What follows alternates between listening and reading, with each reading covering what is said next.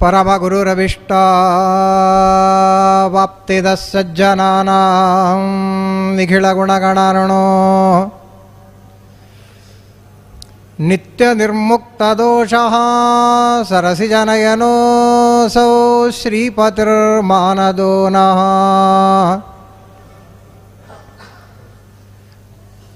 ಬುದ್ಧಿರ್ಬಲಂ ಯಶೋಧೈರ್ಯಂ ನಿರ್ಭಯತ್ವಂ ಅರೋಗತ ಅಜಾಡ್ಯಂ ವಾಕ್ಪಟುತ್ವಂ ಚ ಹನುಮತ್ಸ್ಮರಣಾತ್ ಭವೇತ್. ಭವತಿ ಯದನುಭಾವಾದೀಡಮೂಕೋಪಿ ವಾಗ್ಮೀ ಜಡಮತಿರಪಿ ಜಂತುರ್ಜಾಯತೆ ಪ್ರಾಜ್ಞಮೌಲಿಃ. ಸಕಲವಚನಚೇತೋ ದೇವತಾ ಭಾರತೀ ಸಾ ಮಮ ವಚಸಿ ನಿಧತ್ತಾಂ ಸನ್ನಿಧಿಂ ಮಾನಸೇ ಚ.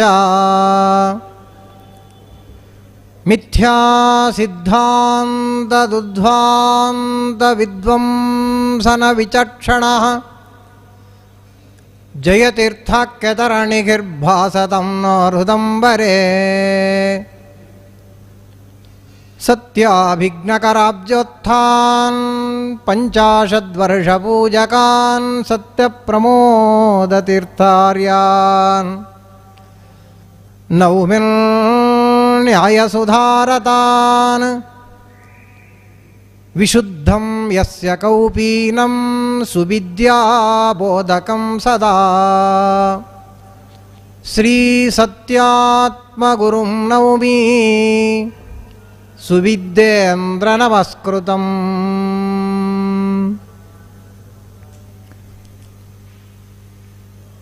ಕವಿಕುಲತಿಲಕಾಖ್ಯಾನ್ ಸರ್ವದುರ್ವಾದಿವೀರಾನ್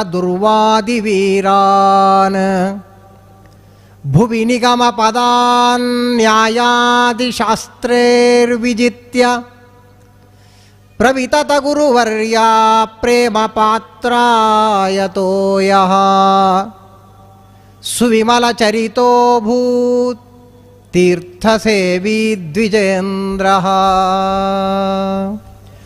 ಅಸ್ಮದ್ಗುರುಸಮಾರಂಭಾಂ ಟೀಕಾಕೃತ್ಪಾದಮಧ್ಯಮಾಂ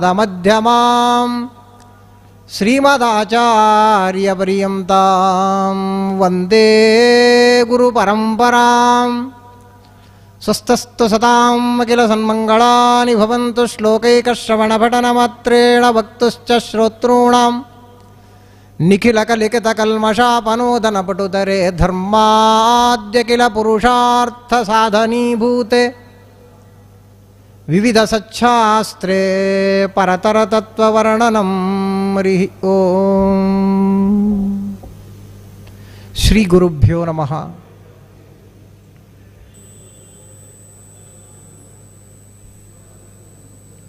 ಪರಮ ಮಂಗಳಕರವಾದ ದಿವಸ. ಪ್ರಾತಸ್ಮರಣೀಯರಾದ ಇತಿಹಾಸ ಕಂಡ ಗೃಹಸ್ಥಾಶ್ರಮಿಗಳಾಗಿದ್ದುಕೊಂಡೇ ಅದ್ವಿತೀಯ ಟಿಪ್ಪಣಿಕಾರರಾಗಿ ಮೆರೆದ ಬಿದರಹಳ್ಳಿ ಶ್ರೀನಿವಾಸ ತೀರ್ಥರ ಪುಣ್ಯ ದಿವಸ ಇವತ್ತು.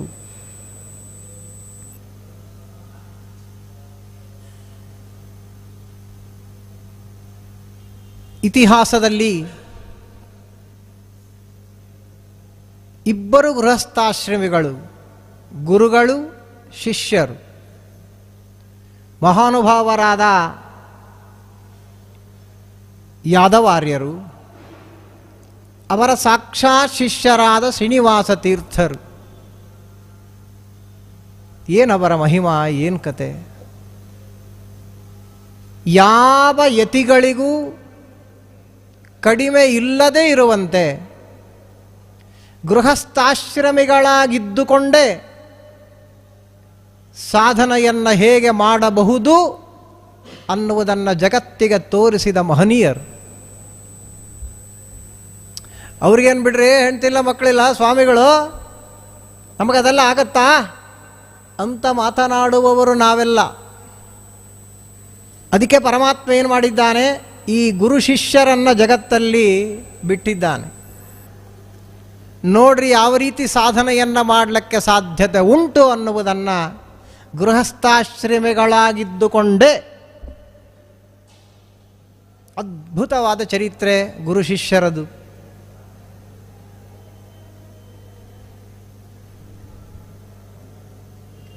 ಪರಮ ಭಾಗವತರನ್ನು ಕೊಂಡಾಡುವುದು ಪ್ರತಿದಿನವೂ ಅಂತ ಶಾಸ್ತ್ರ ಹೇಳುತ್ತೆ. ಉತ್ತಮ ಶ್ಲೋಕರ ಚರಿತಾನುವಾದನವನ್ನು ಮಾಡುವುದರಿಂದ ಅದು ಮೋಕ್ಷಕ್ಕೆ ಹೆದ್ದಾರಿ ಅಂತ ಹೇಳಿದ್ದಾರೆ. ಶ್ರೀನಿವಾಸ ತೀರ್ಥರ ಚರಿತ್ರೆ ರೋಮಾಂಚನವಾಗಿರತಕ್ಕಂಥ ಚರಿತ್ರೆ.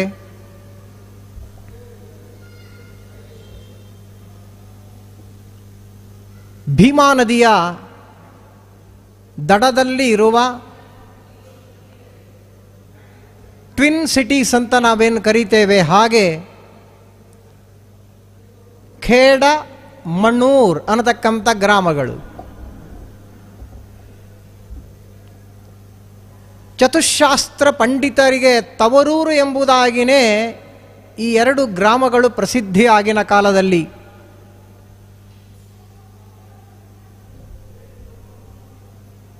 ಅಂತಹ ಗ್ರಾಮದಲ್ಲಿ ಚಿನಿವಾರ ವೃತ್ತಿಯನ್ನು ಮಾಡಿಕೊಂಡಿರುವ ರಘಪ್ಪ ನಾಯಕರು ಅಂತ ಇದ್ದರು. ಏನು ಪುಣ್ಯವಂತರು ಅವರು ಅಂದರೆ, ಅವರಿಗೆ 3 ಜನ ಮಕ್ಕಳು. ಆ ರಘಪ್ಪ ನಾಯಕರ ಮಕ್ಕಳಾಗಿ ಸೀನಪ್ಪ ನಾಯಕರು, ಕೃಷ್ಣಪ್ಪ ನಾಯಕರು, ಯಾದಪ್ಪ ನಾಯಕರು ಅಂತ 3 ಜನ ಮಕ್ಕಳು. ಅದರಲ್ಲಿ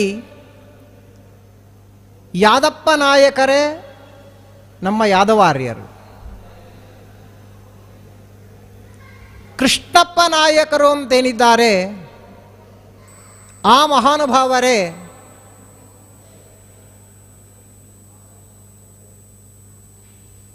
ಅವರ ಮಕ್ಕಳಾಗಿ ಬಂದವರೇ ಶ್ರೀನಿವಾಸ ತೀರ್ಥರು. ಮೊದಲನೆಯವರು ಸೀನಪ್ಪ ನಾಯಕರು, ಅವರೇ ಮಹಾನುಭಾವರಾದ ಮಹಾನ್ ಟಿಪ್ಪಣಿಕಾರರಾದ ವೇದೇಶ ತೀರ್ಥ ಶ್ರೀಪಾದಂಗಳವರು. ಏನು ಮಕ್ಕಳಂದರೆ ಹೀಗಿರಬೇಕು. ನಮ್ಮ ಗುತ್ತಲಾಚಾರ್ಯರ ಮಕ್ಕಳು ಹೇಗಿದ್ದಾರೋ ಹಾಗೆ ಇದ್ದರೆ ಅಂಥ ಮಕ್ಕಳಿರಬೇಕು. ಒಬ್ಬರು ವೇದೇಶ ತೀರ್ಥರು, ಮತ್ತೊಬ್ಬರು ಯಾದವಾರ್ಯರು. ಮಧ್ಯದಲ್ಲಿರತಕ್ಕಂತಹ ಕೃಷ್ಣಪ್ಪ ನಾಯಕರು ಬೇಗ ತೀರಿಕೊಂಡರು. ಅವರ ಮಕ್ಕಳೇ ಇವತ್ತಿನ ಆರಾಧ್ಯ ಮೂರ್ತಿಗಳಾದ ಶ್ರೀನಿವಾಸ ತೀರ್ಥರು.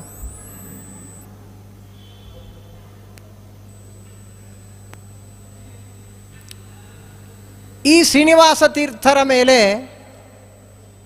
ದೊಡ್ಡಪ್ಪನ ಮಗ ಅಂತ ಹೇಳಿ ಯಾದವಾರ್ಯರಿಗೆ ಮೊದಲಿಂದಲೂ ಪ್ರೀತಿ. ಶ್ರೀನಿವಾಸ ತೀರ್ಥರನ್ನ ಎಲ್ಲ ರೀತಿಯಿಂದಲೂ ಮೇಲಕ್ಕೆ ತಂದವರೇ ಯಾದವಾರ್ಯರು. ಪ್ರಾಪ್ತವಾದ ವಯಸ್ಸಿನಲ್ಲಿ ಮದುವೆ ಆಗಿದೆ. ಶ್ರೀನಿವಾಸ ತೀರ್ಥರ ತಾಯಿಯ ಊರು ಅಲ್ಲಿಯೇ ಹತ್ತಿರದಲ್ಲಿ ಬಿದರಹಳ್ಳಿ ಅಂತ ಒಂದು ಗ್ರಾಮ ಏನಿದೆ, ಬಿದರಹಳ್ಳಿ ಗ್ರಾಮದ ಹತ್ತಿರ ಇರತಕ್ಕಂತಹ ಕೆರೆಹಳ್ಳಿ ಅಂತ ಊರು. ಆ ಕೆರೆಹಳ್ಳಿ ಅವರ ತಾಯಿಯ ತವರೂರು. ಆ ತವರೂರಿನಲ್ಲಿರುವ ಒಂದು ಕನ್ಯಾಮಣಿಯನ್ನು ವಿವಾಹವಾಗಿದ್ದಾರೆ ಶ್ರೀನಿವಾಸಾಚಾರ್ಯರು. ತೀರ್ಥರಾಗಿಲ್ಲ ಇನ್ನವರು ಅವಾಗ. ಸರಿ, ಬಿದರಹಳ್ಳಿಯಲ್ಲಿಯೇ ಯಾದವಾರ್ಯರು ಬಿದರಹಳ್ಳಿಯಲ್ಲೇ ಇದ್ದಾರೆ. ಗುರುಕುಲದಲ್ಲಿ ವಾಸ. ಹೇಗಿತ್ತು ಆಗ ಅಂದರೆ ಪರ್ಣಕುಟೀರ. ಯಾದವಾರ್ಯರು ಮಹಾವಿರಕ್ತರು. ನದಿಯ ದಂಡೆಯಲ್ಲಿ ಒಂದು ಕುಟೀರ, ಪರ್ಣಕುಟೀರ, ಅದೇ ವಿದ್ಯಾಪೀಠ. ಅದನ್ನು ಇವರ ಮದುವೆ ಆದಮೇಲೆ 2 ಭಾಗ ಮಾಡಿದ್ರಂತೆ. ಅದರೊಳಗಡೆ ನದಿಯ ಕಡೆಗೆ ಇರುವ ಭಾಗದಲ್ಲಿ ಯಾದವಾರ್ಯರು ವಾಸ ಮಾಡ್ತಾ ಇದ್ದಾರೆ. ಊರಿನ ಕಡೆ ಇರತಕ್ಕಂಥ ಭಾಗದಲ್ಲಿ ನೂತನ ದಂಪತಿಗಳಾದ ಶ್ರೀನಿವಾಸ ತೀರ್ಥ ದಂಪತಿಗಳು ವಾಸ ಮಾಡ್ತಾ ಇದ್ದಾರೆ.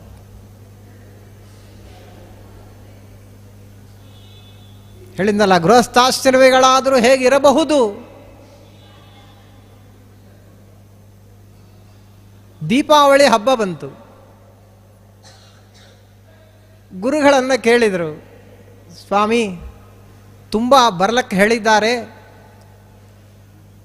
ಹಬ್ಬ ಮೊದಲನೇ ದೀಪಾವಳಿ, ಅಳಿಯತನ ಇರ್ತದೆ, ಹೋಗಿ ಬರ್ತೀನಿ ಅಂತ ಕೇಳಿದರು ಶ್ರೀನಿವಾಸ ಆಚಾರ್ಯರು. ಗುರುಗಳಾದ ಯಾದವಾರ್ಯರು, ಅವಶ್ಯ ಹೋಗು ಬನ್ನಿ, 3 ದಿವಸ ಅಂತ ಹೇಳಿದರು. 3 ದಿವಸ ಆಗ್ತಾ ಇರ್ಲಕ್ಕೇನೆ ವಾಪಸ್ಸು ಬಂದು ಬಿಡಬೇಕು, ಪಾಠಕ್ಕೆ ತೊಂದರೆ ಆಗಬಾರದು ಅಂತ ಹೇಳಿದರು. ಸರಿ ಅಂತ ಹೊರಟಿದ್ದಾರೆ. 3 ದಿವಸ ಆಯಿತು, 1 ವಾರ ಆಯಿತು, ಬರಲೇ ಇಲ್ಲ. ಸರ ಸರ ಸರ ಸರ ಹೊರಟಿದ್ದಾರೆ. ಕೆರೆಹಳ್ಳಿ ಅಂತ ಬಿದರಹಳ್ಳಿ ಹತ್ರ ಇನ್ನೊಂದು ಹಳ್ಳಿ. ದಾರಿಯಲ್ಲಿ ಬರುವಾಗಲೇ ಒಂದು ಸೊಪ್ಪಿನ ದಂಟು, ಆ ದಂಟನ್ನು ಕೈಯಲ್ಲೇ ತೆಗೆದುಕೊಂಡು ಬಂದಿದ್ದಾರೆ ಯಾದವಾರ್ಯರು. ತೂಗುವಣಿ ಮೇಲೆ ಆ ಕಡೆ ಮುಖ ಮಾಡಿ ಗಂಡ ಹೆಂಡತಿ ಕೂತ್ಕೊಂಡಿದ್ದಾರೆ. ಹಿಂದಿಂದ ಬಂದದ್ದೇ ಆ ಸೊಪ್ಪಿನ ದಂಟಿನಿಂದ ಒಂದೇಟ್ ಹಾಕಿದ್ರಂತೆ ಯಾದವಾರ್ಯರು ಬೆನ್ನ ಮೇಲೆ.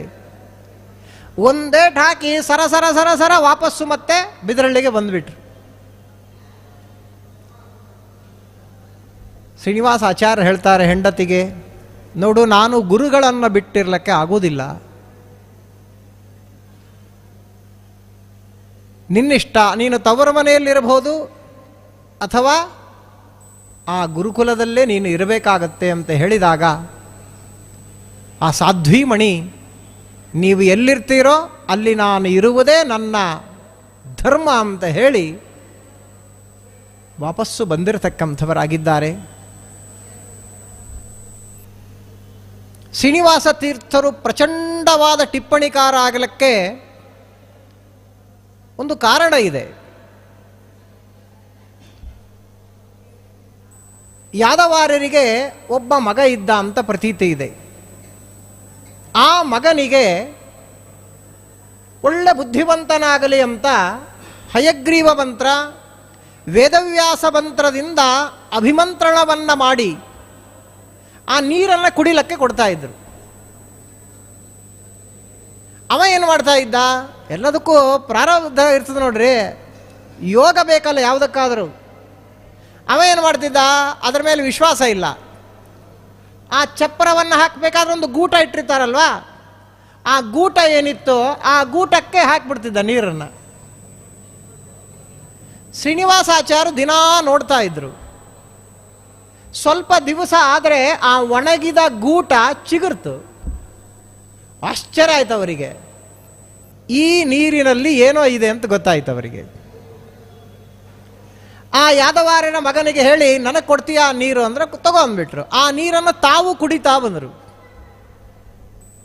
1 ವಾರ ಆಯಿತು ನೋಡ್ರಿ. ಪಾಠಕ್ಕೆ ಕೂತಾಗ ಯಾದವಾರ್ಯ ನೋಡ್ತಾರೆ, ಮುಖದಲ್ಲಿ ದಿವ್ಯವಾದ ತೇಜಸ್ಸು.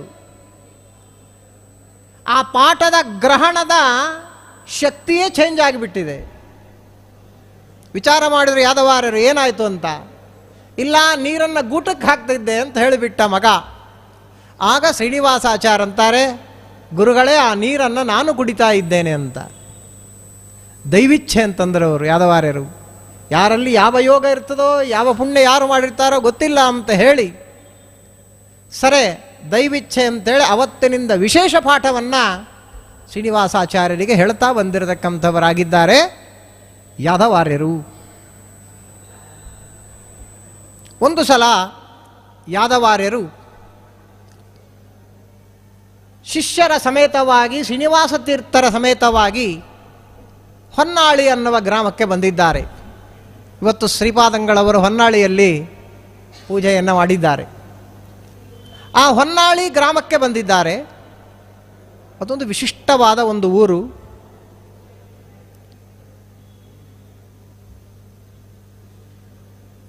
ಪಾಠ ಆಗ್ತಾ ಇದೆ. ಯಾದವಾರರು ಯಥಾಪ್ರಕಾರವಾಗಿ ಅವರು ನದಿ ದಂಡಿಯಲ್ಲೇ ಇರಬೇಕು. ಅವರು ಊರೊಳಗಿರ್ತಕ್ಕಂಥವರೆಲ್ಲ ಯಾದವಾರರು ದ್ರೋಣಾಚಾರ್ಯರ ಥರ ಇವರೆಲ್ಲ ಊರೊಳಗಿರ್ತಕ್ಕಂಥವರು. ಒಂದು ದಿವಸ ಪಾಠಕ್ಕೆ ಬೇಗ ಬೇಗ ಬರ್ತಾ ಇದ್ದಾರೆ ಶ್ರೀನಿವಾಸಾಚಾರ್ಯರು. ಒಬ್ಬ ಬ್ರಾಹ್ಮಣ ಹೋ ಅಂತ ಅಳ್ತಾ ಇದ್ದ. ಯಾಕೆ ಅಳ್ತೀಯ ಅಂತ ಕೇಳಿದರು. ಇಲ್ಲ ಸ್ವಾಮಿ, ನನ್ನಿಂದ ಮಹಾ ಅಪರಾಧ ಆಗಿದೆ ಅಂತಂದ. ಏನು ಅಪರಾಧ ಆಗಿದೆ? ಗೋಹತ್ಯೆ ಮಾಡಬಾರದು ಅಂತ ನನಗೆ ಗೊತ್ತಿದೆ, ಅಕಸ್ಮಾತ್ತಾಗಿ ನನ್ನಿಂದ ಗೋಹತ್ಯೆ ಆಗಿಬಿಟ್ಟಿದೆ. ಅದು ಪ್ರಾಣ ಬಿಡುವಾಗ ಅಂಬಾಂತ ಆರ್ತನಾದವನ್ನು ಮಾಡುತ್ತಾ ಪ್ರಾಣ ಬಿಟ್ಟುಬಿಡ್ತು. ಆ ಆರ್ತನಾದ ನನ್ನ ಕಿವಿಗೆ ಕಟ್ಟಿಬಿಟ್ಟಿದೆ, ಸಂಕಟ ಆಗ್ತಾ ಇದೆ ಅಂತ ಹೇಳಿದ. ಪ್ರಾಮಾಣಿಕನಾಗಿದ್ದಾನೆ ಅಂತ ಹೇಳಿ ಶ್ರೀನಿವಾಸಾಚಾರ್ಯ ಏನು ಮಾಡಿದರು? ಬಾ ಅಂತಂದರು. ಪಶ್ಚಾತ್ತಾಪ ಆಗಿದೆಯಲ್ಲ, ಪಶ್ಚಾತ್ತಾಪ ಏನಿದೆ ನೋಡ್ರಿ, ಅದಕ್ಕಿಂತ ದೊಡ್ಡದಾಗಿರ್ತಕ್ಕಂಥ ಪ್ರಾಯಶ್ಚಿತ್ತ ಮತ್ತೊಂದು ಇಲ್ಲ. ಶ್ರೀನಿವಾಸಾಚಾರ್ಯರು ನಾರಾಯಣ ಮಂತ್ರದ ಉಪದೇಶವನ್ನು ಅವನ ಬಲಗಿವಿಯಲ್ಲಿ ಮಾಡಿದರು. ಏನಾಗ್ತಾ ಇದೆ ಈಗ ಅಂತ ಕೇಳಿದರು. ಆ ಆಕಳೇನಿದೆ ಹಸು, ಅದರ ಆರ್ತನಾದ ಇನ್ನೂ ಕೇಳ್ತಾ ಇದೆ ಅಂದ. ಇನ್ನೊಮ್ಮೆ ಉಪದೇಶ ಮಾಡಿದರು. ಈಗ ಅಂದರು ಸ್ವಲ್ಪ ದೂರದಲ್ಲಿ ಕೇಳ್ತಾ ಇದೆ ಅಂದ. ಮೂರನೇ ಬಾರಿ ಉಪದೇಶ ಮಾಡಿದರು. ಆ ಗೋವಿನ ಆರ್ತನಾದ ಹೊಟ್ಟೋಯ್ತು ಅಂತ ಹೇಳಿದ ಆ ಬ್ರಾಹ್ಮಣ. ನಿನಗೆ ಗೋಹತ್ಯೆ ಪಾಪ ಹೋಗಿದೆ, ಹೋಗು ಅಂತ ಕಳಿಸಿಬಿಟ್ರು. ಈ ಕಡೆ ಪಾಠಕ್ಕೋಸ್ಕರವಾಗಿ ಯಾದವಾರ ಹತ್ರ ಬಂದರು. ಗುರುಗಳು ಕೇಳಿದರು, ಶ್ರೀನಿವಾಸ ಯಾಕೆ ತಡ ಆಯಿತು ಅಂದರು. ದಾರಿಯಲ್ಲಿ ಆದ ಸಂಗತಿಯನ್ನು ಹೇಳಿದರು, ಘಟನೆಯನ್ನು. ಏನಂದ್ರು ಗೊತ್ತಾ ಯಾದವಾರರು? ಶ್ರೀನಿವಾಸ, ನಿನಗೆ ನಾರಾಯಣ ಅಷ್ಟಾಕ್ಷರ ಮಂತ್ರದ ಸಿದ್ಧಿ ಆಗಿಲ್ಲ ಅಂತ ಹೇಳಿಬಿಟ್ರು. ಅಂದರೆ ಭಗವಂತನ ನಾಮಕ್ಕೆ ಎಷ್ಟು ಬೆಲೆ ಇದೆ, ಎಷ್ಟು ಸಾಮರ್ಥ್ಯ ಇದೆ ಅಂದರೆ ವಿಶೇಷ ಅಗಹರಂ ವಿದುಹು. ಷಷ್ಠಸ್ಕಂದ ಭಾಗವತ ಹೇಳ್ತಕ್ಕಂಥದ್ದೇನಿದೆಯಲ್ಲ, ಸಾಂಕೇತ್ಯಂ ಪಾರಿಹಾಸ್ಯಂ ವಾ ಕ್ಷೋಭಂ ಹೇಳನಮೇವವಾ. ಯಾವುದೋ ರೀತಿಯಲ್ಲಿ ಆದರೂ ನಮ್ಮ ಬಾಯಿಂದ ಹರಿನಾಮ ಸ್ಮರಣೆ ಬಂದರೆ ಅದು ಎಲ್ಲ ಪಾಪಗಳನ್ನು ತೊಳಿತದೆ ಅಂತ ಹೇಳ್ತದೆ ಶಾಸ್ತ್ರ. ಕಲಿಯುಗದಲ್ಲಿ ಹರಿನಾಮವ ನೆನೆದರೆ ಕುಲ ಕೋಟಿಗಳು ಉದ್ಧರಿಸುವವು ಅಂತಾರೆ. ಒಂದು ಕುಲದಲ್ಲಿ ಮಾಡಿರ್ತಕ್ಕಂಥ ಒಂದು ಜನ್ಮದಲ್ಲಿ ಮಾಡಿದ ಪಾಪ ಅಲ್ಲ, ಅನೇಕ ಜನ್ಮಗಳಲ್ಲಿ ಮಾಡಿದ ಪಾಪ ತೊಳೆದು ಹೋಗ್ತದೆ ಅಂತ ಹೇಳಿದ್ದಾರೆ. ಅದಕ್ಕೆ ಶ್ರೀಮದಾಚಾರ್ಯ ವ್ಯಾಖ್ಯಾನ ಮಾಡಿದ್ದಾರೆ, ಭಕ್ತಿಯಿಂದ ನಾಮಸ್ಮರಣೆ ಮಾಡಿದರೆ ಮಾತ್ರ ಹೋಗ್ತದೆ. ಹೇಗಾದರೂ ಕೂಡ ಪರಮಾತ್ಮನ ಸ್ಮರಣೆ ಬಾಯಲ್ಲಿ ಬಂದರೆ ಪಾಪ ಹೋಗುತ್ತೆ, ಸ್ವಲ್ಪ ಹೋಗುತ್ತೆ ಅಷ್ಟೆ. ಅಶೇಷ ಅಗಹರಂ ಅಂದಾರಲ್ಲ, ಎಲ್ಲ ಪಾಪಗಳು ಹೋಗಬೇಕಾದ್ರೆ ಭಕ್ತಿಯಿಂದ ಸ್ಮರಣೆ ಮಾಡಬೇಕು. ಎಷ್ಟೆಷ್ಟು ಭಕ್ತಿಯಿಂದ ಮಾಡ್ತೀರೋ ಅಷ್ಟಷ್ಟು ಪಾಪ ಹೋಗುತ್ತೆ. ಹಾಗಾದರೆ ನಾರಾಯಣ ಮಂತ್ರ ಅದರಲ್ಲಿ ಕೂಡ ಒಂದೇ ಬಾರಿಗೆ ಉಪದೇಶ ಮಾಡಿದ್ದಕ್ಕೇನೆ ಗೋಹತ್ಯೆ ಪಾಪ ಹೋಗಬೇಕಾಗಿತ್ತು. 3 ಬಾರಿ ಮಾಡಿದ್ದೇ ಆದ ಕಾರಣ ನಾರಾಯಣ ಅಷ್ಟಾಕ್ಷರ ಮಂತ್ರ ನಿನಗೆ ಸಿದ್ಧಿ ಆಗಿಲ್ಲ ಅಂತ ಏನು ಗುರುಗಳು, ಏನು ಶಿಷ್ಯರು. ಆಗಲೇ ಗುರುಗಳ ಆಶೀರ್ವಾದದಿಂದ ನಾರಾಯಣ ಶಬ್ದಾರ್ಥಮಾಲಾ ಅಂತ ಗ್ರಂಥ ಬರೆದಿದ್ದಾರೆ. 72 ಅರ್ಥಗಳನ್ನು ನಾರಾಯಣ ಶಬ್ದಕ್ಕೆ ವ್ಯಾಖ್ಯಾನವನ್ನು ಮಾಡಿರ್ತಕ್ಕಂಥ ಮಹನೀಯರು ಶ್ರೀನಿವಾಸ ತೀರ್ಥರು. ಆ ಹೊನ್ನಾಳಿಯಿಂದ ವಾಪಸ್ಸು ಬರ್ತಾ ಇದ್ದಾರೆ ಗುರು ಶಿಷ್ಯರು. ಯಾದವಾರರು ತಮ್ಮ ಶಿಷ್ಯರಿಂದ, ತಮ್ಮ ಮಗನಿಂದ ಕೂಡಿಕೊಂಡು, ನಾನು ಮಣೂರು ಗ್ರಾಮಕ್ಕೆ ಹೋಗ್ತಾ ಇದ್ದೇನೆ, ನೀನು ಬಿದರಹಳ್ಳಿಯಲ್ಲೇ ಇದ್ದುಕೊಂಡು ಶ್ರೀಮದ್ ಆಚಾರ್ಯರ ಟೀಕಾಕೃತ್ಪಾದರ ಗ್ರಂಥಗಳಿಗೆ ವ್ಯಾಖ್ಯಾನ ಮಾಡು ಅಂತ ಆಜ್ಞೆ ಮಾಡಿ ಹೊರಟೋದ್ರು. ಈ ಕಡೆ ಬಿದರಹಳ್ಳಿಯಲ್ಲಿ ಇದ್ದುಕೊಂಡು ಅದ್ಭುತವಾಗಿರ್ತಕ್ಕಂಥ ಗ್ರಂಥಗಳ ರಚನೆ ಮಾಡ್ತಾ ಇದ್ದಾರೆ ಶ್ರೀನಿವಾಸಾಚಾರ್ಯರು. ಒಮ್ಮೆ ಸಂಚಾರ ಕ್ರಮೇಣ ಮಂತ್ರಾಲಯ ಪ್ರಭುಗಳು ಆ ಪ್ರಾಂತಕ್ಕೆ ಬಂದರು. ಅವರಿಗೆ ಗೊತ್ತಾಯಿತು ಇಲ್ಲಿ ಒಬ್ಬ ಟಿಪ್ಪಣಿಕಾರರಿದ್ದಾರೆ ಅಂತ. ಮಂತ್ರಾಲಯ ಪ್ರಭುಗಳಿಗೆ ಗೊತ್ತಾಗಿದೆ.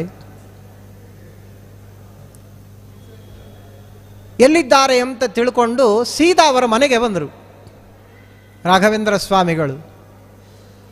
ಆಗ ಅವರ ಮನೆಯವರು ಪ್ರೂಫ್ ರೀಡಿಂಗ್ ಮಾಡ್ತಾ ಇದ್ರಂತೆ. ನೋಡಿ ಹೇಗಿದೆ, ಎಂತಹ ಗಂಡ ಎಂಥ ಹೆಂಡತಿ. ಸ್ವಾಮಿಗಳು ಬಂದಿದ್ದಾರೆ ಅಂಥೇಳಿ ಅವರು ಚಕ್ಕಂತ ಎದ್ದು ಅವರಿಗೊಂದು ಪೀಠ ಹಾಕಿ, ಮನೆಯವರು ಸ್ವಲ್ಪ ಎಲ್ಲೋ ಹೋಗಿದ್ದರು ಹೊರಗಡೆ, ಅವ್ರನ್ನ ಕರೀಲಕ್ಕೆ ಹೋಗಿದ್ದಾರೆ. ಶ್ರೀನಿವಾಸಾಚಾರ್ಯರು ಬಂದು ನಮಸ್ಕಾರವನ್ನು ಮಾಡ್ತಾರೆ. ಅಷ್ಟೊತ್ತಿಗೆ ಆ ಟಿಪ್ಪಣಿಗಳನ್ನು ಅವಲೋಕನ ಮಾಡಿದ್ದಾರೆ ರಾಘವೇಂದ್ರ ಸ್ವಾಮಿಗಳು. ಅದ್ಭುತವಾದ ಟಿಪ್ಪಣಿ. ರಾಘವೇಂದ್ರ ಸ್ವಾಮಿಗಳಿಗೆ ಆನಂದ ಆಗಿಬಿಡುತ್ತೆ.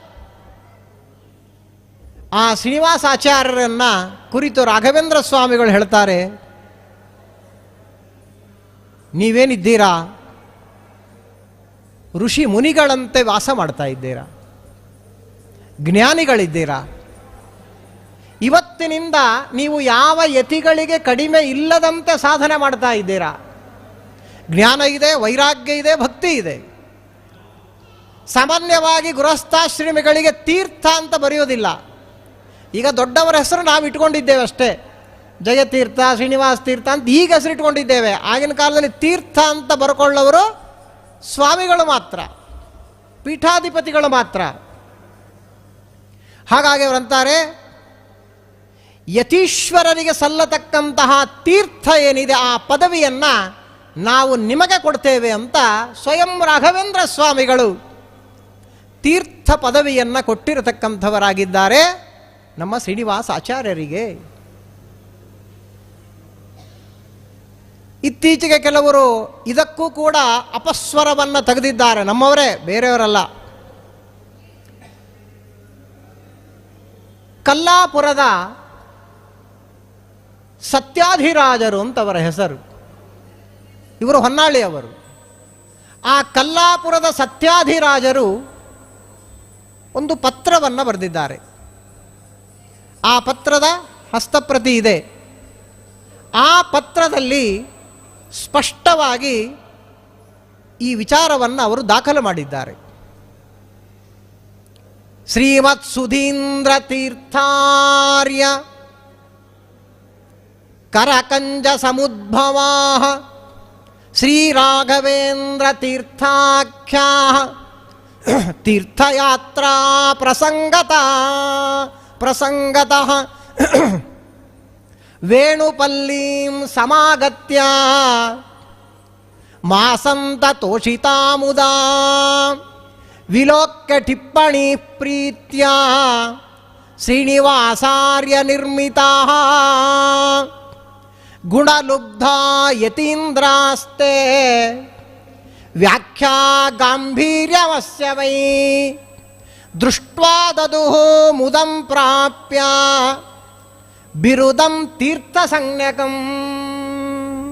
ನೋಡಿ, ಸ್ಪಷ್ಟವಾಗಿ ಹಸ್ತಪ್ರತಿ ಇದೆ. ಇದು ಕಲ್ಲಾಪುರ ಸತ್ಯಾಧಿರಾಜರು ಅಂತನತಕ್ಕಂತಹ ಶ್ರೇಷ್ಠರಾದ ಬ್ರಾಹ್ಮಣರು ಇದನ್ನು ದಾಖಲು ಮಾಡಿರ್ತಕ್ಕಂಥದ್ದು. ಇವತ್ತಿಗೂ ಕೂಡ ಆ ಪತ್ರ ಇದೆ.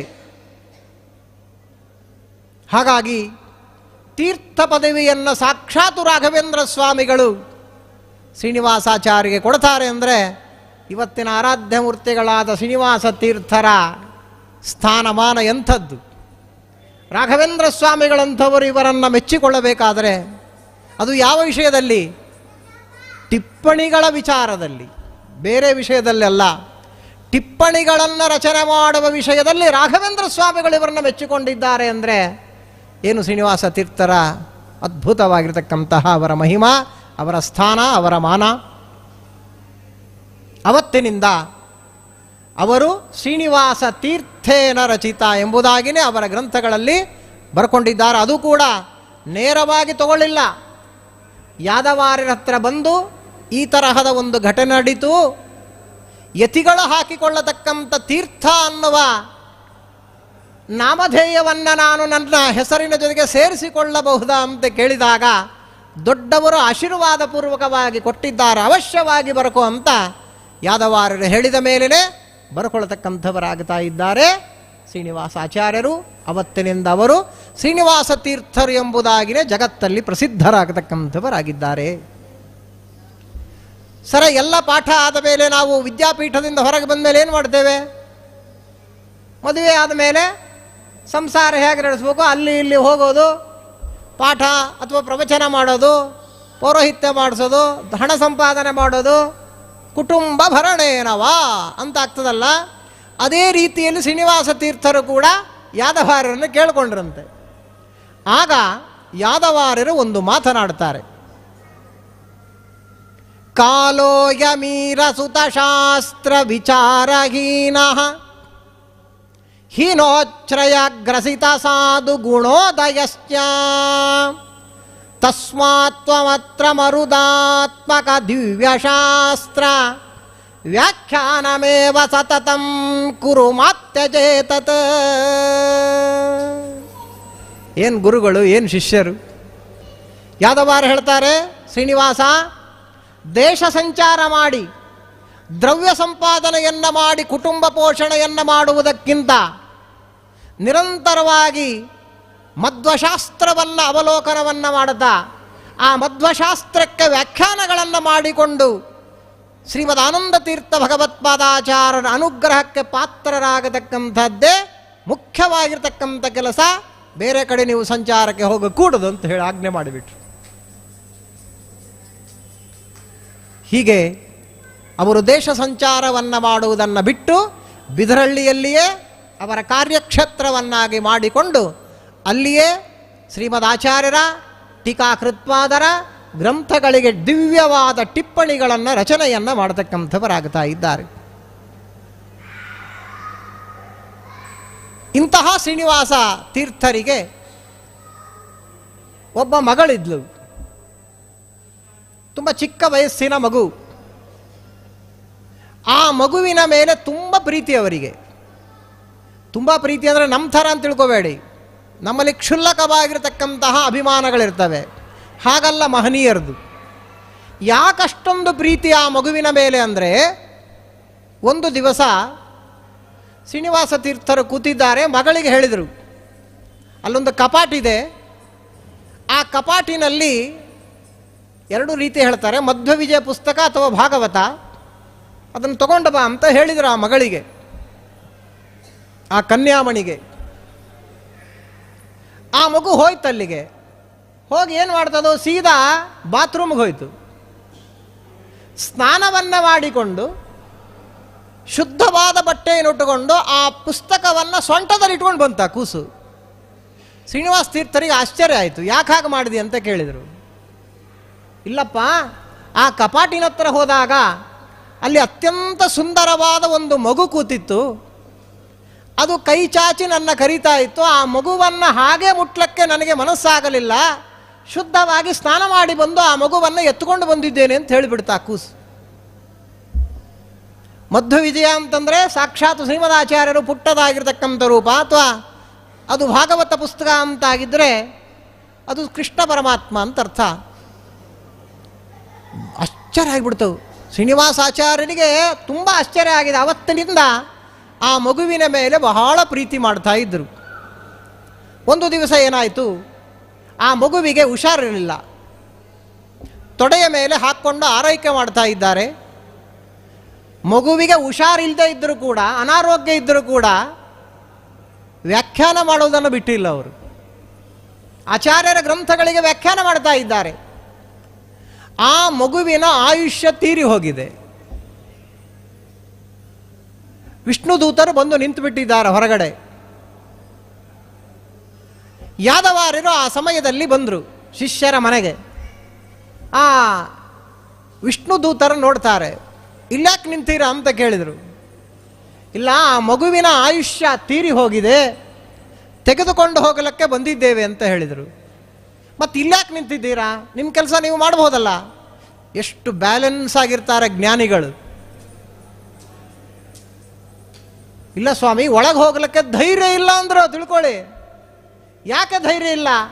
ಶ್ರೀಮದಾಚಾರ್ಯರ ಟೀಕಾಕೃತ್ಪಾದರ ಗ್ರಂಥಗಳಿಗೆ ವ್ಯಾಖ್ಯಾನ ನಡೀತಾ ಇದೆ, ನಮಗೆ ಒಳಗೆ ಹೋಗ್ಲಿಕ್ಕೆ ಧೈರ್ಯ ಇಲ್ಲ ಅಂದರು.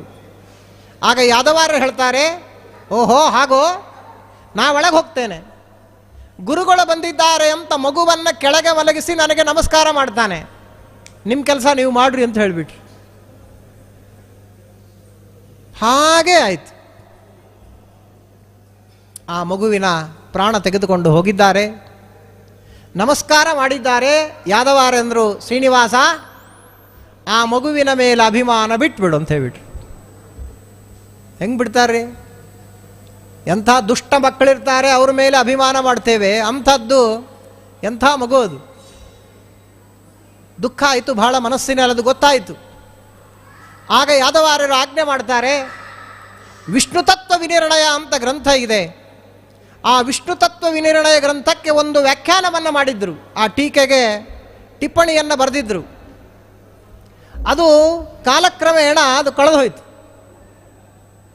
ಅದ್ರ ಮೇಲೆ ಬಹಳ ಬೇಜಾರಾಗಿತ್ತು ಅವರಿಗೆ. ಆಗ ಯಾದವಾರರಂತಾರೆ, ಶ್ರೀನಿವಾಸ, ಇನ್ನು 1 ವರ್ಷದೊಳಗೆ ಅದಕ್ಕೆ ನೀನು ಮತ್ತೊಂದು ವ್ಯಾಖ್ಯಾನವನ್ನು ಮಾಡಿ ನಂಗೆ ತೋರಿಸು ಅಂತ ಹೇಳಿದರು. ವ್ಯಾಖ್ಯಾನವನ್ನು ಮಾಡಿದ್ದಾರೆ ಮಹಾನುಭಾವರು. 1 ವರ್ಷದ ಒಳಗೆ ತೆಗೆದುಕೊಂಡು ಹೋಗಿ ಗುರುಗಳ ಮುಂದೆ ಇಟ್ಟರೆ ಅದನ್ನು ನೋಡಿ ಯಾದವಾರಂತಾರೆ, ಶ್ರೀನಿವಾಸ, ನಿನ್ನ ಮಗಳು ತೀರಿಕೊಂಡಿಲ್ಲ, ಈ ಗ್ರಂಥದ ರೂಪದಲ್ಲಿ ಇದ್ದಾಳೆ ಅಂತ ಹೇಳಿಬಿಟ್ರು ಮಹಾನುಭಾವರು. ಹೀಗೆ ಆ ಜ್ಞಾನಿಗಳ ದಿವ್ಯವಾದ ಚಿಂತನೆಗಳು, ಅವರ ಅನುಸಂಧಾನಗಳಾಗಿರ್ತಕ್ಕಂಥದ್ದು ಇರ್ತದೆ. ಇಂತಹ ಶ್ರೀನಿವಾಸ ತೀರ್ಥರು ಒಮ್ಮೆ ಮಂತ್ರಾಲಯಕ್ಕೆ ಹೋಗಿದ್ದಾರೆ. ಅದು ಈ ಚಾತುರ್ಮಾಸ್ಯದ ಕಾಲ. ಅಲ್ಲಿ ರಾಘವೇಂದ್ರ ಸ್ವಾಮಿಗಳವರ ಒಂದು ಸಂಪ್ರದಾಯ ಪ್ರಕಾರವಾಗಿ ಸಾಸಿವೆ ತೆಗೆದುಕೊಳ್ತಾರೆ. ನಮ್ಮ ಸಂಪ್ರದಾಯದಲ್ಲಿ ಸಾಸಿವೆ ತೆಗೆದುಕೊಳ್ಳತಕ್ಕಂಥದ್ದು ಇಲ್ಲ. ಅಲ್ಲಿ ಸಾಸಿವೆ ಹಾಕಿ ಅಡಿಗೆ ಮಾಡಿದ್ದಾರೆ. ಶ್ರೀನಿವಾಸಾಚಾರ್ಯ ತೀರ್ಥರು ಏನು ಮಾಡಿದ್ರು, ಆ ಪ್ರಸಾದವನ್ನು ತೆಗೆದುಕೊಳ್ಳಿಲ್ಲ. ಸರಿ ಅಂತ ಮಂತ್ರಾಕ್ಷತೆ ಕೊಟ್ಟಿದ್ದಾರೆ. ಮಂತ್ರಾಕ್ಷತೆ ತೆಗೆದುಕೊಂಡು ಬಂದು ಯಾದವಾರರಿಗೆ ಕೊಡ್ಲಕ್ಕೆ ಬಂದರು. ಆ ಮಂತ್ರಾಕ್ಷತೆಯನ್ನು ಕಟ್ಟಿಕೊಂಡಿದ್ರಲ್ಲ, ಆ ಕಟ್ಟಿದ ಗಂಟು ಬಿಚ್ತಾರೆ, ಕಪ್ಪಾಗಿ ಬಿಟ್ಟಿತ್ತು ಮಂತ್ರಾಕ್ಷತೆ. ಆಶ್ಚರ್ಯ ಆಯಿತು. ಆಗ ಯಾದವಾರ ಕೇಳ್ತಾರೆ, ಅಲ್ಲಿ ಏನು ಮಾಡಿದೆ ನೀನು ಅಂತ. ಹೀಗಾಯಿತು ಅಂತ ಹೇಳಿದರು. ನೋಡಪ್ಪ, ಹಾಗೆ ಮಾಡಬಾರದು. ದೊಡ್ಡವರು ಯಾವ ಆಚರಣೆಯನ್ನು ಮಾಡ್ತಾ ಇರ್ತಾರೋ ಆವಾಗ ಅವರ ಆಚರಣೆಯಂತಲೇ ಆ ಸ್ಥಳದಲ್ಲಿ ಮಾಡಬೇಕು. ಮತ್ತೆ ನಮ್ಮಲ್ಲಿ ಬಂದ ಮೇಲೆ ಮತ್ತೆ ನಮ್ಮ ಸಂಪ್ರದಾಯ. ಎಷ್ಟು ವಿಚಾರಗಳಿವೆ, ಏನು ಕತೆ. ಸರಿಯಾಗಿ ನಾವು ಎಲ್ಲ ತಿಳ್ಕೊಂಡ್ರೆ ಜಗಳನೇ ಇರೋದಿಲ್ಲರಿ. ತಿಳ್ಕೊಳ್ಳೋದೇ ಬೇಡ ನಮಗೆ. ತಿಳ್ಕೊಂಡ್ರೂ ಕೂಡ ಶಾಠ್ಯ ಇರ್ತದೆ, ಅದಕ್ಕೆ ಜಗಳ ಎಲ್ಲ ಕಡೆ. ಮತ್ತೊಮ್ಮೆ ಹೋಗಿ ಬಾ ಅಂತ ಹೇಳಿದಾಗ ಮತ್ತೊಮ್ಮೆ ಬರ್ತಾರೆ ಮಂತ್ರಾಲಯ ಪ್ರಭುಗಳ ಹತ್ರ. ನಗುತ್ತಾರೆ ಮಂತ್ರಾಲಯ ಪ್ರಭುಗಳು. ಅಂದರೆ ಇದರಿಂದ ಇಬ್ಬರ ಮಹಿಮೆಯೂ ಗೊತ್ತಾಗುತ್ತೆ ಅಂತ ಅರ್ಥ ಮಾಡ್ಕೋಬೇಕೆ ಹೊರತು ಒಬ್ಬರನ್ನ ಬೈಯೋದು ಒಬ್ಬರನ್ನ ಹೊಗಳೋದು ಹಿಂಗೆ ಮಾಡ್ಲಿಕ್ಕೆ ಹೋಗಬಾರ್ದು ಯಾವತ್ತೂ ಕೂಡ. ಎಲ್ಲರೂ ಮಹನೀಯರಾಗಿರ್ತಕ್ಕಂಥವರೇ ಇರ್ತಾರೆ. ಮಹಾಭಾರತ ನೋಡಿದವರಿಗೆ ಇದೆಲ್ಲ ಗೊತ್ತಾಗತ್ತೆ. ಎಷ್ಟು ಸಲ ಯಾದವರ ಒಳಗೆ ಜಗಳ ಆಗಿಲ್ಲ. ಯಾದವರೆಲ್ಲರೂ ಕೂಡ ದೇವತೆಗಳಲ್ಲೇನು, ಸಾತ್ಯಕಿ, ಬಲರಾಮ ಎಷ್ಟು ಸಲ ಜಗಳಾಡಿದ್ದಾರೆ ತೆಗೆದು ನೋಡ್ರಿ, ಮಹಾಭಾರತ ಗೊತ್ತಾಗತ್ತೆ. ಒಬ್ರಿಗೊಬ್ಬರು ಯುದ್ಧಕ್ಕೆ ಮಾಡುವಷ್ಟು ಜಗಳಾಡಿ ನಿಂತು ಬಿಡ್ತಕ್ಕಂಥವರಾದಾಗ ಮತ್ತೆ ಕೃಷ್ಣ ಬಂದು ಯಾರೋ ಬಂದು ಅದನ್ನು ತಡೀತಕ್ಕಂಥವರಾಗ್ತಾರೆ. ಹಾಗಾಗಿ ಅಭಿಪ್ರಾಯಗಳು ಬೇರೆ ಬೇರೆ ಇರತಕ್ಕಂಥದ್ದಾಗಿರುತ್ತದೆ. ಹಾಗಾಗಿ ಕೆಲವು ಘಟನೆಗಳೇನಿರ್ತವೆ ಅದು ಒಬ್ಬರನ್ನು ನಿಂದನೆ ಮಾಡಲಿಕ್ಕೆ ಆ ಘಟನೆಯನ್ನು ಉಪಯೋಗಿಸ್ಕೊಳ್ಬಾರದು. ಅವರ ಮಹಿಮೆ ತೋರ್ಲಕ್ಕೆ ಆ ರೀತಿ ಮಾಡಿರ್ತಾನೆ ಪರಮಾತ್ಮ ಅಂತ ತಿಳ್ಕೊಳ್ಳತಕ್ಕಂಥವರಾಗಬೇಕು. ಮತ್ತೊಂದು ಸುಂದರವಾದ ಒಂದು ಘಟನೆ ಅವರ ಚರಿತ್ರೆಯಲ್ಲಿ. ಶ್ರೀನಿವಾಸಾಚಾರ್ಯರು ಕಡು ಬಡತನ, ಎಲ್ಲ ಒಡಕಲು ಪಾತ್ರೆಗಳು ಮನೆಯಲ್ಲಿ. ಒಂದು ಜೋಳದ ನುಚ್ಚು ಮಾತ್ರ ಇತ್ತು, ಒಂದು ಸೇರು ನುಚ್ಚಿದೆ ಅಷ್ಟೇ. ಕಳ್ಳರು ಬಂದರು. ಏಕಾದಶಿ ಬಂದಿದ್ದಾರೆ ಕಳ್ಳರು. ಹೆದರ್ಸ್ತಕ್ಕಂಥವರಾಗ್ತಾ ಇದ್ದಾರೆ. ಆ ಪಾತ್ರೆ ಪಗಡ ಎಲ್ಲ ಕೊಡು, ಆ ನುಚ್ಚು ಕೊಡು ಅಂತಂದಾಗ ಶ್ರೀನಿವಾಸ ತೀರ್ಥರು ಅವ್ರನ್ನ ಕೇಳ್ಕೊಂಡ್ರಂತೆ, ನೋಡಪ್ಪ, ಇವತ್ತು ಏಕಾದಶಿ, ನಾಳೆ ಬೆಳಿಗ್ಗೆ ದ್ವಾದಶಿ ಇದೆ, ಸಾಧನ ದ್ವಾದಶಿ ಬೇರೆ ಬಂದಿದೆ, ನೀವೆಲ್ಲಿರ್ತೀರ ಹೇಳ್ರಿ? ಧರ್ಮಕ್ಕೆ ಲೋಪ ಆಗಬಾರದು. ನಾಳೆ ಬೆಳಿಗ್ಗೆ ಆ ಒಂದು ಸೇರು ನುಚ್ಚಿನಲ್ಲಿ ಸ್ವಲ್ಪ ನುಚ್ಚಿನಿಂದ ನಾವು ಗಂಜಿ ಮಾಡಿಕೊಂಡು ಬೆಳಿಗ್ಗೆ ಪಾರಣೆ ಮಾಡ್ತೇವೆ. ಪಾರಣೆ ಮಾಡಿದ ಮೇಲೆ ಈ ಪಾತ್ರೆ ಪಗಡ ಉಳಿದಿರತಕ್ಕಂಥ ನುಚ್ಚು ತಂದು ನಿಮ್ಗೆ ಕೊಡ್ತೇವೆ, ಎಲ್ಲಿದ್ದೀರ ಹೇಳ್ರಿ ಅಂತ ಕೇಳಿದ್ರು. ಕುಪ್ಪತ್ತು ಗುಡ್ಡ ಅಂತ ಒಂದು ಗುಡ್ಡ ಇದೆ. ಬಿದರಳ್ಳಿ ಹತ್ರ. ಅಲ್ಲಿದ್ದೇವೆ, ನಾವು ಅಲ್ಲಿಗೆ ಬರಬೇಕು ಅಂತ ಹೇಳಿದರು. ಆಯಿತು ಅಂಥೇಳಿ ಭಕ್ತಿಯಿಂದ ದೇವರ ಪೂಜೆಯನ್ನು ಮಾಡಿ ಬೆಳಿಗ್ಗೆ ದ್ವಾದಶಿ ಪಾರಣೆಯನ್ನು ಮಾಡಿ ಇದ್ದ ಒಡಕಲು ಪಾತ್ರೆಗಳಾಗಿರ್ತಕ್ಕಂಥದ್ದನ್ನು ತೆಗೆದುಕೊಂಡು ಎಲ್ಲ ಗಡಿಗೆಗಳು ಅವೇ, ಬೇರೆ ಏನು ಪಾತ್ರೆಗಳಂದರೆ ಬೇರೆ ಸ್ಟೀಲ್ ಪಾತ್ರೆ, ಕಂಚಿನ ಪಾತ್ರೆ, ಆ ಪಾತ್ರೆ ಇಲ್ಲೇ ಇಲ್ಲ. ಅಂತಹ ಪಾತ್ರೆಗಳನ್ನೇ ತೆಗೆದುಕೊಂಡು ಪ್ರಾಮಾಣಿಕರಾಗಿ ಗಂಡ ಹೆಂಡತಿ ಹೋಗ್ತಾರೆ ತುಪ್ಪದ ಗುಡ್ಡಕ್ಕೆ. ಈಗ ನಾವು ಹೇಳಿದ್ದೀವಿ, ಕೊಟ್ಟ ಮಾತಿನಂತೆ ನಡ್ಕೊಳ್ತಾ ಇದ್ದೇವೆ, ತಗೊಳ್ರಿ ಅಂತ ಹೇಳಿಬಿಟ್ರು. ಅವರಿಗೆ ಆಶ್ಚರ್ಯ ಆಗಿಬಿಡ್ತು. ಎಂಥ ಪ್ರಾಮಾಣಿಕರಾಗಿದ್ದೀರ ನೀವು ಅಂಥೇಳಿ. ನಾವು ಇವತ್ತಿನಿಂದ ಕಳ್ಳತನವನ್ನೇ ನಾವು ಬಿಟ್ಟುಬಿಟ್ಟಿದ್ದೇವೆ ಅಂತ ಹೇಳಿ ಅವರು ಕೈ ಮುಗಿದು ಬಿಟ್ರಿ ಇವ್ರು ಗಂಡ ಹೆಂಡತಿಗೆ. ನಿಮ್ಮ ಆಶ್ರಮಕ್ಕೆ ನಾವು ಬರ್ತೇವೆ, ಅಲ್ಲೇ ನಾವು ಇರ್ತೇವೆ ಅಂತ ಆಶ್ರಮಕ್ಕೆ ಬರ್ತಕ್ಕಂಥವರಾಗಿದ್ದಾರೆ. ಕರ್ಕೊಂಡು ಬಂದರು ಅವರನ್ನು. ಕರ್ಕೊಂಡು ಬಂದು ಏನು ಸಡಗರವೋ ಸಡಗರ ಗಂಡ ಹೆಂಡತಿಗೆ. ಅವರಿಗೆ ಆಸನ ಕೊಡಬೇಕು, ಅವ್ರನ್ನ ಕೂಡಿಸ್ಬೇಕು ಅಂತ ಸಡಗರ ಮಾಡ್ತಾ ಇದ್ದಾರೆ. ಕೊಳ್ಳಂತ ನಕ್ಕರವರು. ಏನು ನಗ್ತಾ ಇದ್ದಾರೆ ಅಂತ ಹಿಂದಕ್ಕೆ ತಿರುಗಿ ನೋಡಿದಾಗ ಅವರೇ ಸಪ್ತ ಋಷಿಗಳು ಅಂತ ಹೇಳ್ತಾ ಇದ್ದಾರೆ. ಸಪ್ತ ಋಷಿಗಳು ಅವರಿಗೆ ದರ್ಶನವನ್ನು ಕೊಡತಕ್ಕಂಥವರಾಗಿ ವಿಶೇಷವಾಗಿ ಆಶೀರ್ವಾದವನ್ನು ಮಾಡಿರ್ತಕ್ಕಂಥವರಾಗಿದ್ದಾರೆ ಅನ್ನುವ ದಿವ್ಯವಾದ ಮತ್ತೊಂದು ವಿಧವಾದ ಚರಿತ್ರೆಯನ್ನು ಶ್ರೀನಿವಾಸ ತೀರ್ಥರ ಚರಿತ್ರೆಯಲ್ಲಿ ಕಾಣ್ತೇವೆ. ಹೀಗೆ ಆ ಬಿದರಳ್ಳಿಯಲ್ಲೇ ಇದ್ದುಕೊಂಡು ಅನೇಕ ಗ್ರಂಥಗಳ ರಚನೆ ಮಾಡಿದ್ದಾರೆ. ಸುಮಾರು 48 ಗ್ರಂಥಗಳನ್ನು ರಚನೆ ಮಾಡಿದ್ದಾರೆ ಇವತ್ತಿನ ಆರಾಧ್ಯ ಮೂರ್ತಿಗಳಾದ ಶ್ರೀನಿವಾಸ ತೀರ್ಥರು. ಶ್ರೀಮನ್ ನ್ಯಾಯಸುಧಾಕ್ಕೆ ಟಿಪ್ಪಣಿ ಬರೆದಿದ್ದಾರೆ.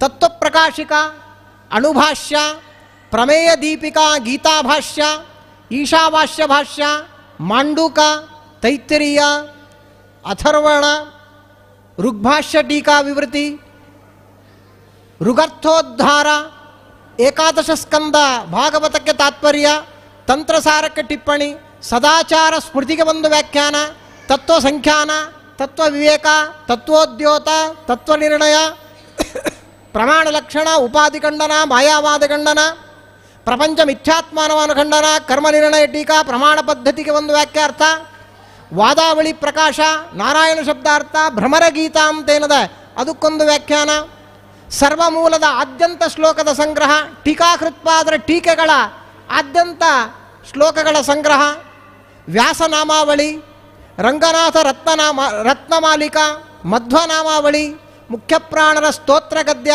ತಾರತಮ್ಯ ನವಶ್ಲೋಕಿ, ಬ್ರಹ್ಮಪಾರ ಸ್ತೋತ್ರ ವ್ಯಾಖ್ಯಾನ, ನಖಸ್ತುತಿಗೆ ಒಂದು ವ್ಯಾಖ್ಯಾನ, ಗ್ರಂಥಮಾಲಾ, ಜಯಾರ್ಯರ ಸ್ತುತಿ, ಪದಾರ್ಥ ಚಂದ್ರಿಕಾಕ್ಕೆ ವ್ಯಾಖ್ಯಾನ, ಕಥಾಲಕ್ಷಣ ಟಿಪ್ಪಣಿ, ಷಟ್ಪ್ರಶ್ನ ಭಾಷ್ಯಕ್ಕೆ ಅದಕ್ಕೊಂದು ಟಿಪ್ಪಣಿ, ಮಹಾಭಾರತ ತಾತ್ಪರ್ಯ ನಿರ್ಣಯಕ್ಕೊಂದು ಟಿಪ್ಪಣಿ, ಗೀತಾ ತಾತ್ಪರ್ಯ ಟೀಕಾಕ್ಕೊಂದು ಟಿಪ್ಪಣಿ, ಭೇದೋಜ್ಜೀವನ, ಪುರುಷ ಸೂಕ್ತಕ್ಕೆ ಒಂದು ವ್ಯಾಖ್ಯಾರ್ಥ, ವಾಯುಸ್ತುತಿಗೆ ಒಂದು ವ್ಯಾಖ್ಯಾನವನ್ನು ಮಾಡಿದ್ದಾರೆ, ಅಧಿಕರಣಾರ್ಥ ಸಂಗ್ರಹ ಅಂತ ಮಾಡಿದ್ದಾರೆ, ವಿಕ್ಷಿಪ್ತ ಖಂಡಾರ್ಥ ಅಂತ ಮಾಡಿದ್ದಾರೆ, ನ್ಯಾಯಾಮೃತ ಪ್ರಕಾಶ ಅಂತ ಮಾಡಿದ್ದಾರೆ. ಹೀಗೆ ಅದ್ಭುತವಾದ ಗ್ರಂಥಗಳನ್ನು ರಚನೆ ಮಾಡಿದವರು ಶ್ರೀನಿವಾಸ ತೀರ್ಥರು.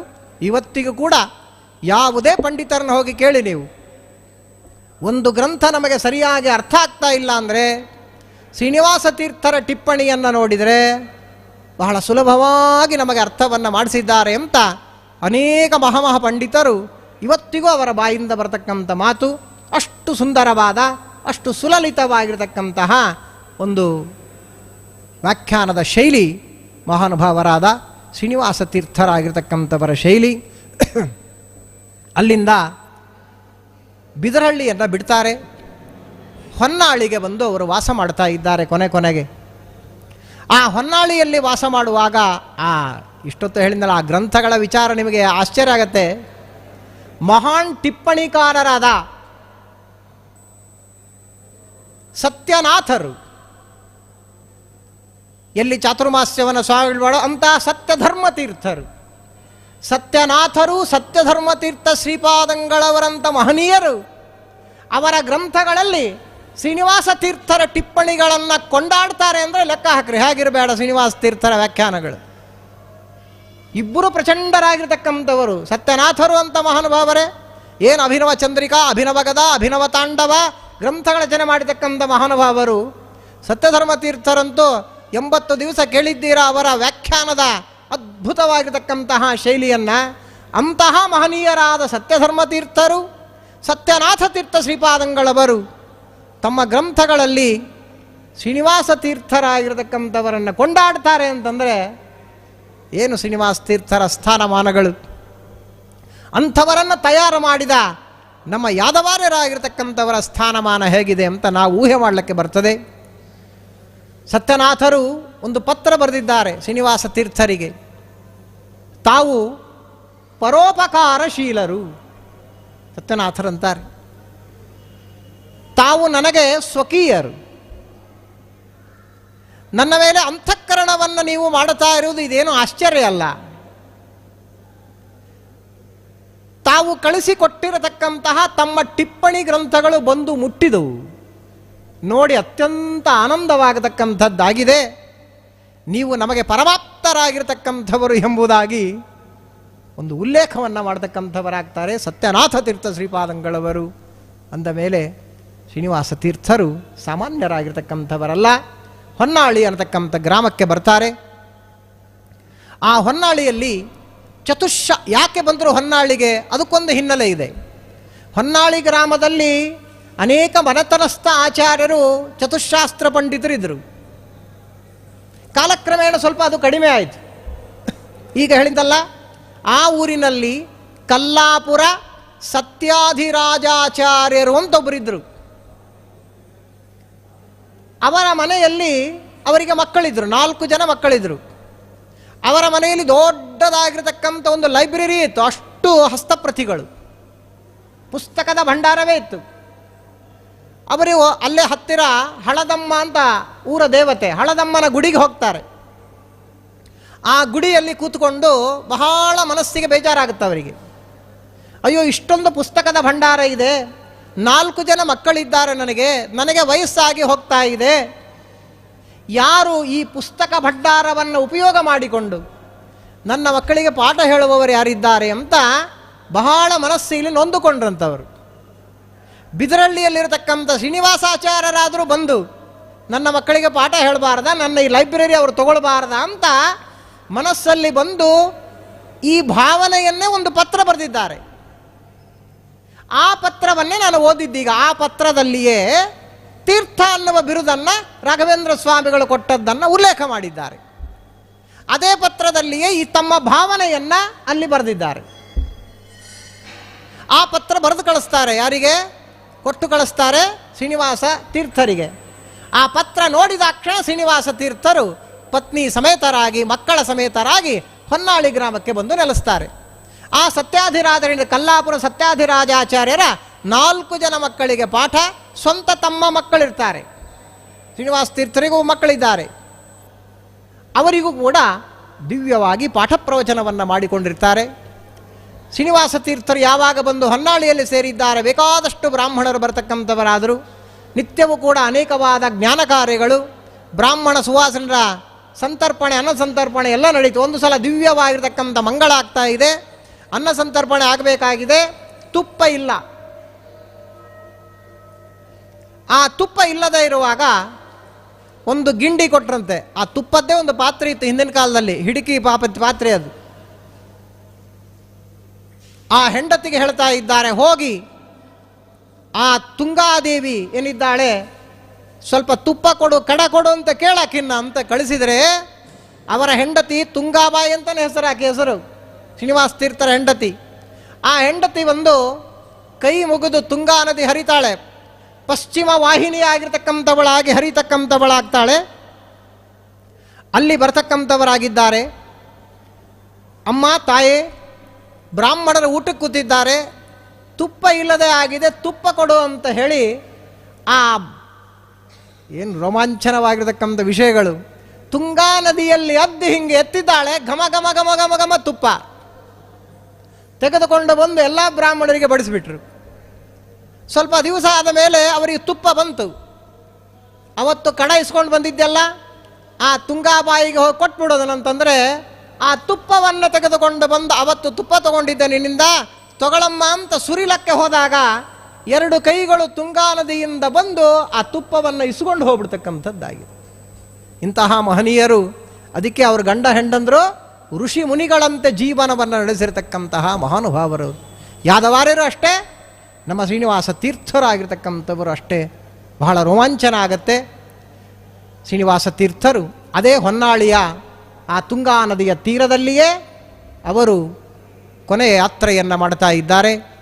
ಅವರು ಯಾತ್ರೆಯನ್ನು ಮಾಡಿದ್ದು ಕ್ರಿಸ್ತಶಕ 1674 ಆನಂದನಾಮ ಸಂವತ್ಸರ ಭಾದ್ರಪದ ಮಾಸ ಕೃಷ್ಣ ಪಕ್ಷ ದ್ವಿತೀಯ ಭಾನುವಾರ. ಇವತ್ತು ಭಾನುವಾರ ಬಂದಿದೆ. ಭಾನುವಾರದ ದಿವಸ ಅವರು ಯಾತ್ರೆಯನ್ನು ಮುಗಿಸಿದ್ದಾರೆ. ಅಲ್ಲಿಯೇ ಅವರ ಸ್ಮಾರಕವಾಗಿ ಒಂದು ಕಟ್ಟೆಯನ್ನು ಆಮೇಲೆ ಕಟ್ಟಿರ್ತಕ್ಕಂಥವರಾಗಿದ್ದಾರೆ. ಆಶ್ಚರ್ಯ ಆಗತ್ತೆ. ಆ ಕಟ್ಟೆಯನ್ನು ಕಟ್ಟಿದ ಮೇಲಿನೂ ಮಹಿಮೆ ತೋರಿಸಿದ್ದಾರೆ. ಇವತ್ತಿಗೂ ಅವರ ಸನ್ನಿಧಾನ ಇದೆ ಅಲ್ಲಿ. ಸ್ವಾಮಿಗಳು ಹೋದಾಗೆಲ್ಲ ಅಲ್ಲಿ ಹೋಗಿ ಬರ್ತಾರೆ.